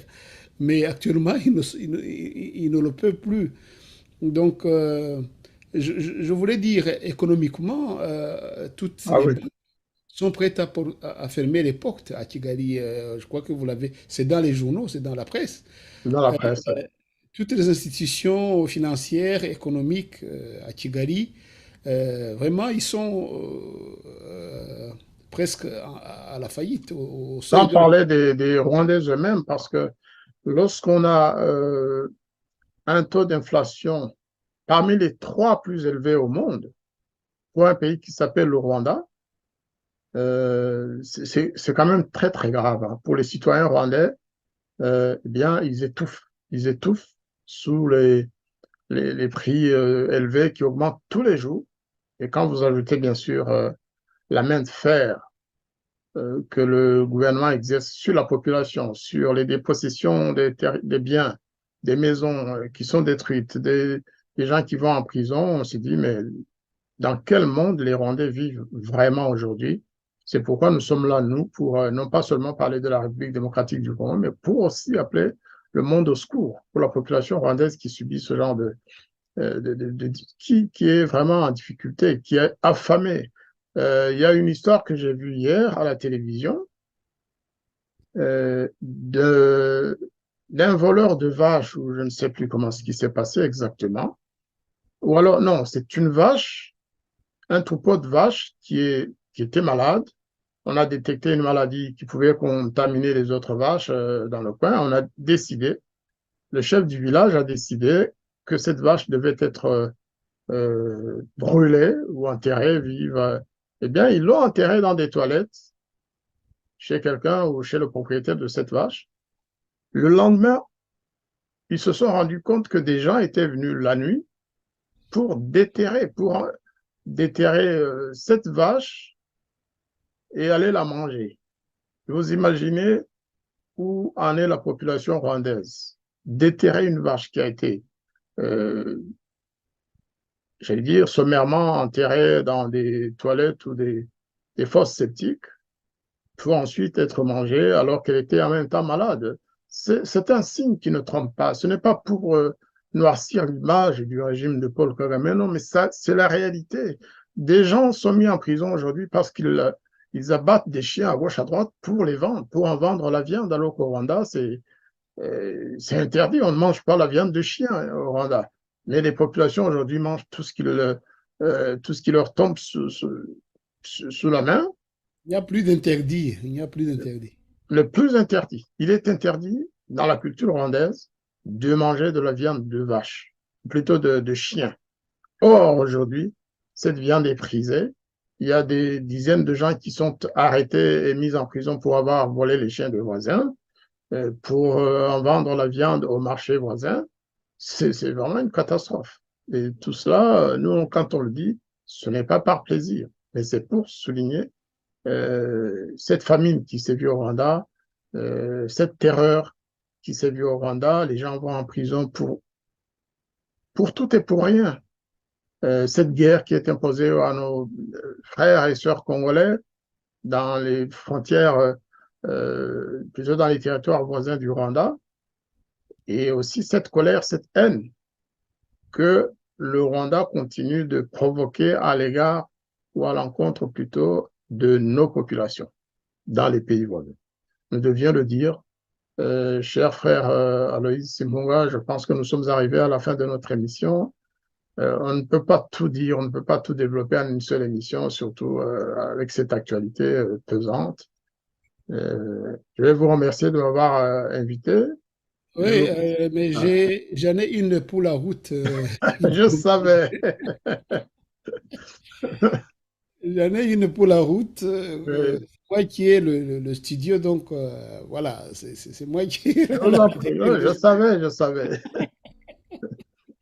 Mais merci quand même pour nous avoir fait disons, un passage en revue de tous ces indicateurs, qui montrent que le président Kagame devait faire attention et devait revoir certaines ambitions et surtout chercher à éviter de fâcher les voisins, ces États voisins.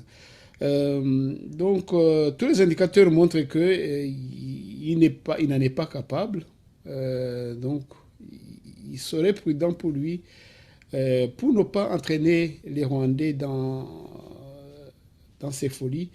Il serait prudent qu'il revoie certaines attitudes.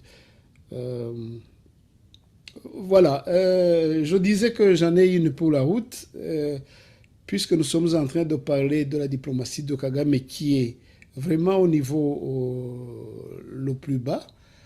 Ce n'est pas, je sais que vous avez fait une émission là-dessus, sur la voie des Grands Lacs, une émission que j'ai beaucoup aimée d'ailleurs, sur la décision de la Cour suprême du Royaume-Uni, et qui a déclaré que, effectivement, le projet Kagame Royaume-Uni de déportation des immigrés était illégal, un projet illégal, et donc ils ont annulé, la Cour suprême a annulé ce projet. Je ne sais pas, vous pouvez peut-être nous parler des retombées de cette décision sur le président Kagame. Je sais que ça vient de lui, c'est un échec qui vient de lui, de toute façon, comme on l'a décrit.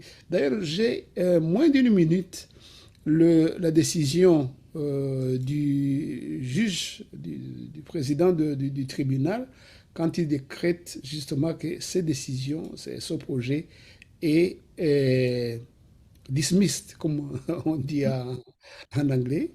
Je vais faire écouter cet extrait, comme ça vous partez de cet extrait. In the light of the evidence which I have summarized, the Court of Appeal concluded that there were such grounds. We are unanimously of the view that they were entitled to reach that conclusion. Indeed, having been taken through the evidence ourselves, we agree with their conclusion. We accept the Home Secretary's submission that the Rwandan government entered into the agreement in good faith, and that the capacity of the Rwandan system to produce accurate and fair decisions can and will be built up. Nevertheless, asking ourselves whether, there were substantial grounds for believing that a real risk of refoulement existed at the relevant time, we have concluded that there were. The changes needed to eliminate the risk of refoulement may be delivered in the future, but they have not been shown to be in place now. The Home Secretary's appeal is therefore dismissed.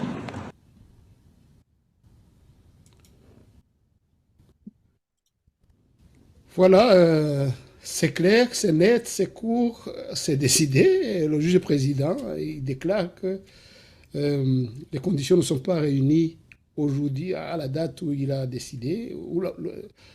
Tous les juges ont décidé à l'unanimité. Voilà, rien ne va. Donc, les conditions ne sont pas remplies actuellement, à moins qu'ils changent des choses. Mais là, pour changer, surtout quand on sait pourquoi ils ont déclaré cette loi ou ce projet illégal, on se dit, mais changer, c'est vraiment perdu. Donc, ambassadeur d'Agimana Jean-Marie Vianney, c'est quelque chose qui va aussi avoir des retombées et faire jurisprudence au niveau de la diplomatie rwandaise. La diplomatie rwandaise ne subit aucune influence positive. Vous avez compris que le juge, qui est un homme sage, très prudent dans ce qu'il dit, dans les expressions qu'il utilise, il reconnaît, il concède quand même que le Rwanda était peut-être de bonne foi dans ce qu'il promet de faire, mais que de toute façon, cette opération ne devrait pas se faire parce qu'elle n'est pas légale et que pour finir, on ne lui fait pas confiance. Le sujet, en fait, l'argument le plus important qui a été invoqué par les plaignants eux-mêmes, les plaignants qui sont des demandeurs d'asile, qui allaient être forcés d'aller au Rwanda. Ils disent, mais qui vous dit que le Rwanda ne va pas nous renvoyer dans nos pays d'origine? Et effectivement, à 80%, le régime de Paul Kagame est capable de le faire. Si Paul Kagame, ce n'est pas le HCR qui l'a défendu non plus. Hein. Ah non, pas du tout. Pas du tout. Renforcer cet argument des demandeurs d'asile. Tout à fait. Alors, moi, ce qui m'a intéressé surtout, parce que après le jugement, après les déclarations, bien sûr, des officiels, j'ai aussi écouté le discours de Kigali. Notre jeune frère Alain Mukuralinda, qui essayait d'expliquer, de défendre la position du Rwanda, de dire que le Rwanda était le pays le plus sécure, de dire que si ces gens viennent, ils vont être intégrés, que tout est prêt. Moi, je veux bien. Je veux bien. Alain Mukuralinda fait son travail. Il est, après tout, il est porte-parole adjoint. Hein. J'aurais préféré écouter Yolande Makolo sur cette question. Elle a fait un communiqué et puis elle a disparu. Quand c'est des choses compliquées, difficiles, on fait intervenir l'adjoint, Alain Mukuralinda. Il a eu vraiment beaucoup de difficultés à expliquer cette affaire. Il a dit des choses auxquelles on ne s'attendait pas d'ailleurs, hein, mais qui sont contraires à la réalité. Contraires à la réalité.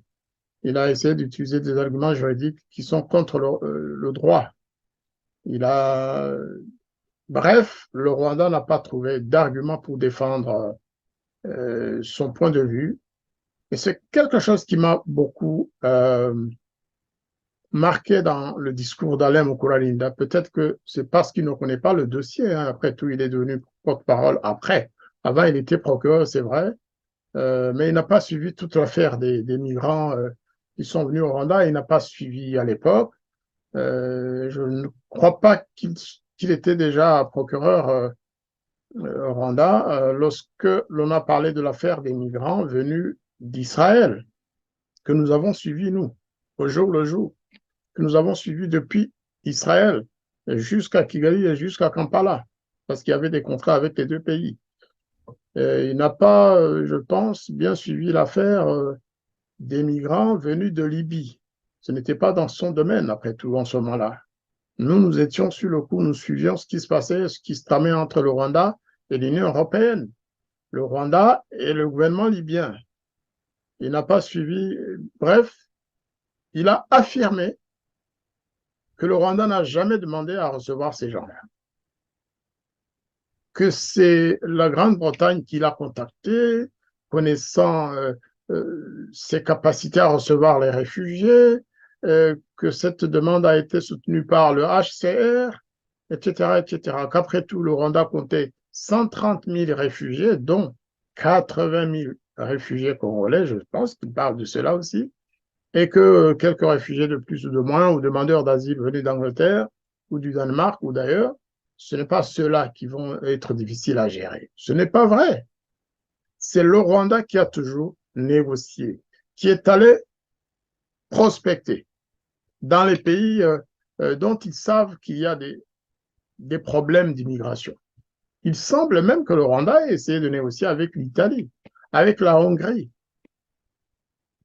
pour que les réfugiés venus d'Afrique surtout, mais aussi d'Asie, les Pakistanais, les Afghans et autres, que ces gens-là soient rétrocédés au Rwanda, contre paiement naturellement.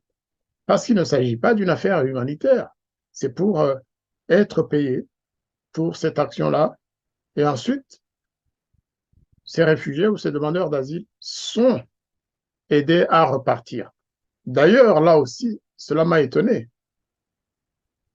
Monsieur Alain Mukuralinda a dit que tous ceux qui étaient venus de Libye, que c'est vrai qu'ils sont arrivés au Rwanda, ils ont été bien reçus, intégrés, mais qu'ils sont ensuite partis vers les pays européens par des voies légales, avec un visa tout à fait légal, avec tout. J'aimerais bien que le gouvernement rwandais raconte cela, qu'on nous dise combien de réfugiés, combien de demandeurs d'asile étaient venus de Libye et qui ont pu repartir en Europe, parce que nous avons, nous aussi, suivi cette affaire. Nous avons des témoignages de certains qui étaient venus de Libye, qui sont arrivés au Rwanda, effectivement, qui sont partis par les Panya Roads vers Kampala avec des visas. Est-ce que les pays d'origine de ces gens le savent? Est-ce que les Camerounais qui étaient venus au Rwanda, les Égyptiens, les Érythréens, les Éthiopiens, qui étaient venus au Rwanda à partir de Libye, est-ce que leur gouvernement, leur pays d'origine ont été informés de cette opération? Tout cela cache quoi? Ces derniers temps, nous avons posé des questions précises au gouvernement rwandais. Qu'on nous dise que sont devenus ces immigrés importés au Rwanda, ces Africains, Érythréens, Éthiopiens, Égyptiens, Camerounais, Nigériens probablement, qui sont venus au Rwanda. Où vivent-ils aujourd'hui au Rwanda? Est-ce qu'on peut nous les montrer? On nous avait dit il y a quelques semaines qu'ils étaient à là où le président Kagame a une grande maison à l'est du Rwanda, dans les paysanats, etc. On nous avait dit qu'on leur avait construit des maisons là-bas et que c'est... Non. Alain Mukuralinda filme qui sont pratiquement tous partis avec des visas réguliers pour l'Europe. Pourquoi doit-on les envoyer d'abord au Rwanda pour les empêcher de traverser la Méditerranée avec tous les risques qu'on connaît? Et pourquoi va-t-on ensuite les aider à obtenir des visas pour l'Europe? Alors qu'en même temps, l'Union européenne a payé de l'argent au Rwanda pour recevoir ces réfugiés-là, ces immigrés, ces demandeurs d'asile. C'est un questionnement tout à fait légitime. Nous posons ces questions parce qu'il s'agit de notre pays. Pendant que le Rwanda n'est pas capable de rapatrier ces réfugiés... Simplement, il s'est ajouté un autre passeur entre... Voilà. Les deux entre les passeurs qui étaient avant, il s'est ajouté un troisième. C'est le Rwanda, c'est le gouvernement rwandais. C'est le gouvernement rwandais. On empêche les pauvres, gens de traverser. Hein. L'Union européenne paye de l'argent au Rwanda, 3 500 € ou 5 000, je ne sais plus, par migrant envoyé au Rwanda. Et derrière, c'est une question qu'on pourrait aussi poser aux services européens. Pourquoi font-ils cela? Pour ensuite les récupérer, après avoir payé de l'argent à Kigali. C'est des questions qu'il faut poser. Nous, les Rwandais, nous avons tout à fait le droit, nous avons légitimement le droit de poser ces questions. Pendant que dans le même temps, les jeunes rescapés du génocide qui occupaient le fameux immeuble, l'hôtel, qui était, je pense, financé par des Rwandais, on les chasse de cette maison. Ils vont vivre dans la rue. On installe des migrants ou des demandeurs d'asile venus de l'étranger et dont le gouvernement rwandais est payé pour les recevoir.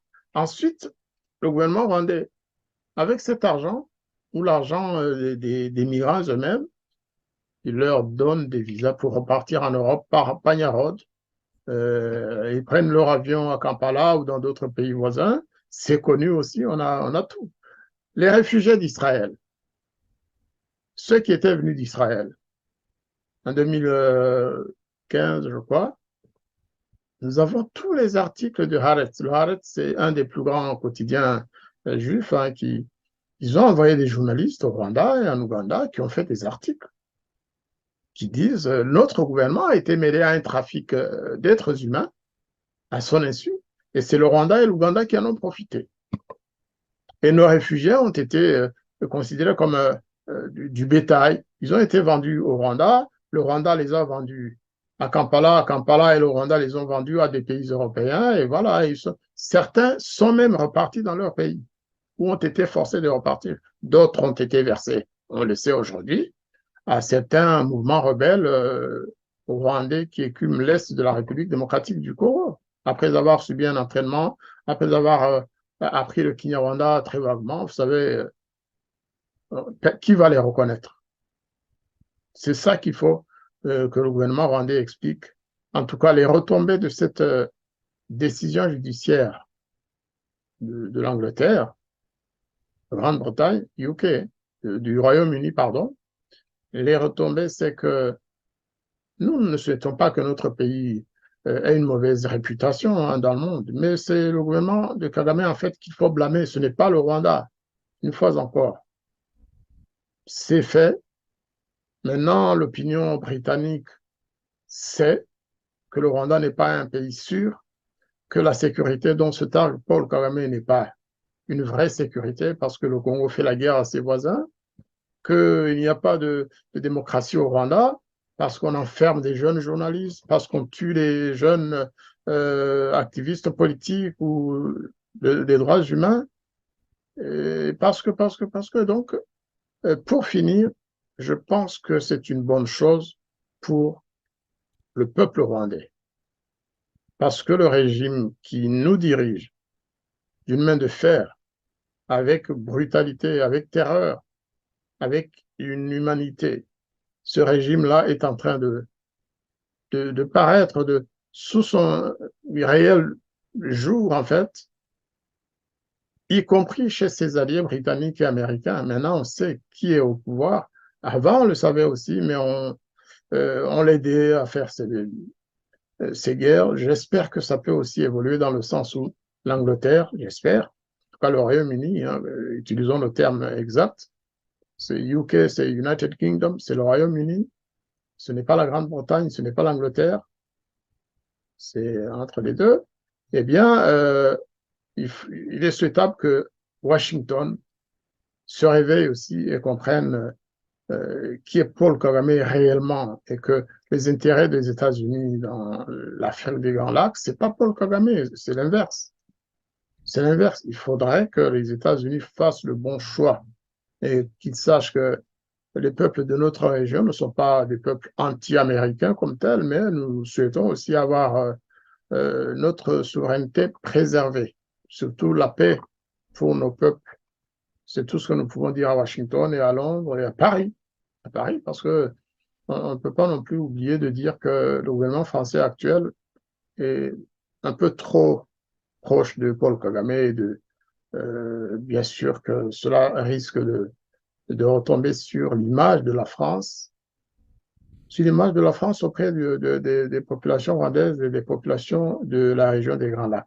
Tous les crimes commis par Kagame et son armée risque de rejaillir sur l'image de tous les pays, de toutes les capitales européennes qui soutiennent Paul Kagame et son armée génocidaire. Voilà ce que je pouvais dire. Si vous n'y voyez pas d'inconvénient, on peut clôturer ici cette fois-ci. Oui, maintenant, je voudrais vous libérer, ambassadeur Ndagijimana Jean-Marie Vianney. Mais avant cela, je voudrais vous remercier. Un grand merci vraiment pour avoir été avec nous, pour l'éclairage que vous nous avez apporté sur les défis qui attendent le président Tshisekedi dans un temps assez proche, ou alors dans les moments qu'il vit aujourd'hui, dont les défis qui sont en rapport avec nos pays et les pays limitrophes de la RDC, et notamment le nôtre, l'Ouganda et l'EAC, l'East African Community et même Afrique entière. Voilà, nous vous remercions et nous espérons que si nous faisons appel encore une fois à vous, comme vous le faites souvent, vous allez nous être, disons, disponibles pour nous aider à apporter de la lumière sur certains événements, sur certaines choses, surtout dans le domaine de la diplomatie. Merci. Il me reste qu'à vous souhaiter une excellente soirée chez vous et à la prochaine fois. C'est moi qui vous remercie et merci à tous nos téléspectateurs et à tous nos auditeurs. Comme on le fait d'habitude, merci et à très bientôt.